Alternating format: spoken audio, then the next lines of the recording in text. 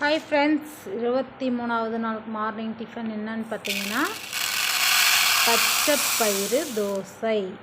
அதுக்கு 1 டம்ளர் பச்சைப்பயிறு எடுத்திருக்கேன். அதில் பாதி உளுந்து சேர்த்துக்கலாம். 1 டம்ளர் பச்சரிசி சேர்த்துட்டு கொஞ்சமாக வெந்தயம் சேர்த்திக்கலாம். சேர்த்திக்கோங்க. ஸ்டாப். இது அதிகம். கொஞ்சமாக வெந்தயம் அதையும் சேர்த்துட்டு நல்லா கழுவி ஊற வைக்கலாம். கழுவிட்டா நல்லா ஒரு 4 மணி நேரம் ஊறட்டும் ஃப்ரெண்ட்ஸ்.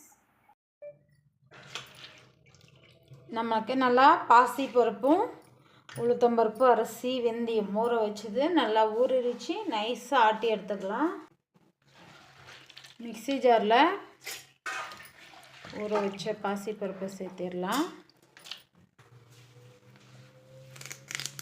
கருவேப்பிலை,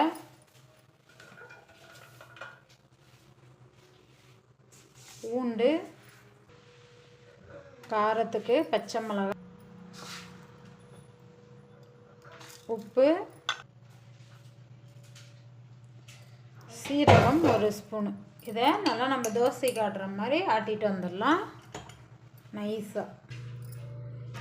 நல்லா நைஸாக உங்களால் எவ்வளோ நைஸாக ஆட்ட முடியுமோ அந்தளவுக்கு ஆட்டிக்கோங்க. எல்லா பருப்பையும் ஆட்டியாச்சு. தேவைக்கு கொஞ்சம் தண்ணி சேர்த்திட்டு கொஞ்சமாக ஆப்ப சோடா கொஞ்சம் சேர்த்திக்கலாம். சில ஊரில் ஆப்ப சோடா, சில ஊரில் இட்லி சோடா சொல்லுவாங்க. கொஞ்சமாக சேர்த்திக்கலாம். சேர்த்துட்டு இது நல்லா கரைச்சிக்கலாம்.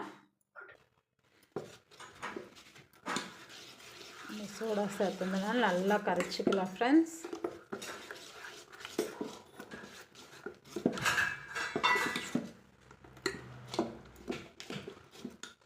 மாவு ரெடி. தோசைக்கு மாவு ரெடி பண்ணிட்டோம். அதுக்கு முன்னையே நம்ம சட்னிக்கு ரெடி பண்ணிடலாம். அப்போ தான் தோசை சுட சுட முருவில் சட்னி தொட்டு சாப்பிட்றதுக்கு கரெக்டாக இருக்கும். எல்லாருக்கும் இன்றைக்கி மார்னிங் டிஃபன் அதுதான்.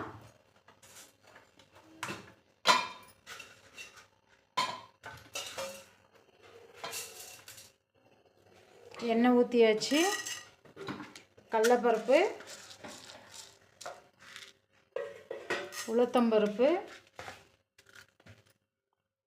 வரமிளகாய், உங்களுக்கு வேணுன்னா பச்சை மிளகாய் கூட சேர்த்திக்கோங்க. நான் வரமிளகாய் சேர்த்திருக்கிறேன்.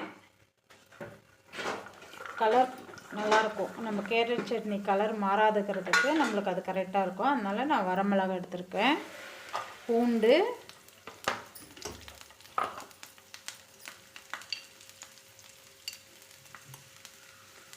கொஞ்சமாக சீரகம்,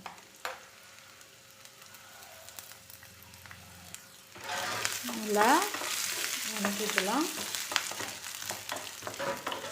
பருப்பு லைட்டாக வறுபடட்டும். நறுக்கி வச்சுருக்கிற ஒரு பெரிய வெங்காயம், ஒரு கேரட் அதிலேயே சேர்த்துக்கலாம்.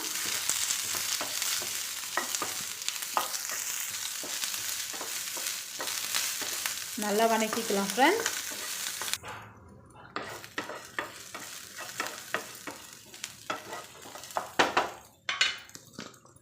துருவின தேங்காய், நம்ம அந்த ஸ்வீட்னஸ் கொஞ்சம் கம்மி பண்ணால் நல்லா இருக்குன்றதுக்கோசரம் கொஞ்சமாக புளி அதையே சேர்த்துட்டு நல்லா வதக்கிக்கலாம்.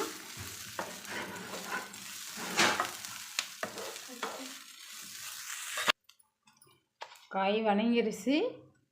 தேவையான அளவு உப்பு சேர்த்துட்டு ஸ்டவ் ஆஃப் பண்ணிட்டு ஆற வச்சு நம்ம ஆட்டி எடுத்துக்கலாம். ஆட்டி எடுத்துகிட்டு வந்துடலாம் ஃப்ரெண்ட்ஸ். நல்லா சட்னி ஆட்டியாச்சு. தாளிச்சிடலாம். எண்ணெய் சேர்த்திக்கலாம். எண்ணெய் சூடேறிடுச்சு. கடுகு,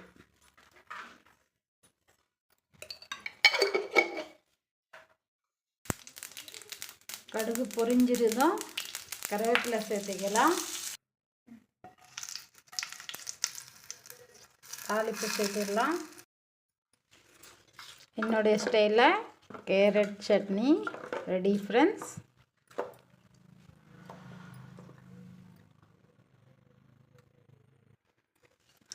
தோசைக்கல் நல்லா சூடேனோடனே தோசையை சேர்த்துக்கலாம். கல் நல்லா சூடு, தவா நல்லா சூடேனோடனே நம்ம ரெடி பண்ண தோசை மாவில் தோசை ஊற்றிக்கலாம்.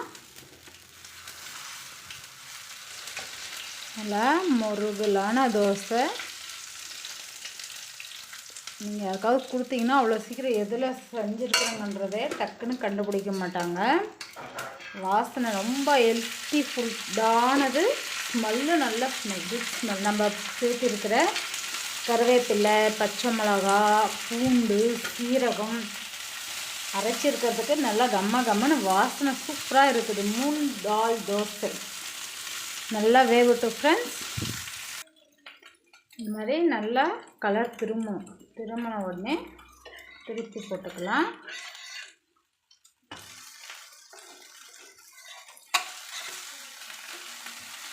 ரெண்டு புறமும் நல்லா வேக வச்சு ரோஸ்ட் பண்ணி எடுத்துக்கலாம்.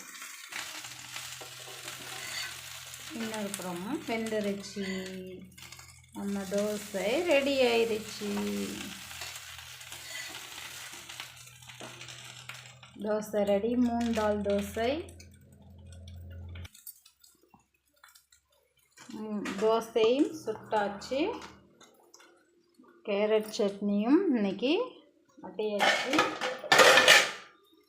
ரொம்ப டேஸ்டானது, ஆரோக்கியமான சமையலும் கூட. இன்றைக்கி நீங்கள் உங்கள் வீட்டில் இருக்கிற பிள்ளைங்களுக்கு சுண்டல் அந்த மாதிரி சாப்பிடலைன்னா இந்த மாதிரி தோசை செஞ்சு கொடுங்க.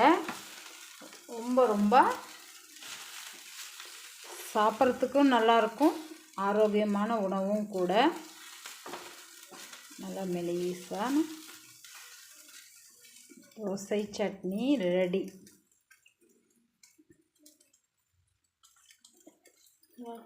Super friends. இதே மாதிரி சமைச்சு பாருங்கள், ருசிச்சு பாருங்கள். என்னோடய சேனல் பிடிச்சிருந்தால் லைக் பண்ணி, ஷேர் பண்ணி, கமெண்ட் பண்ணுங்கள் ஃப்ரெண்ட்ஸ். நெக்ஸ்ட் வீடியோவில் சந்திக்கிறோம். அதோட பை பாய் ஃப்ரெண்ட்ஸ்.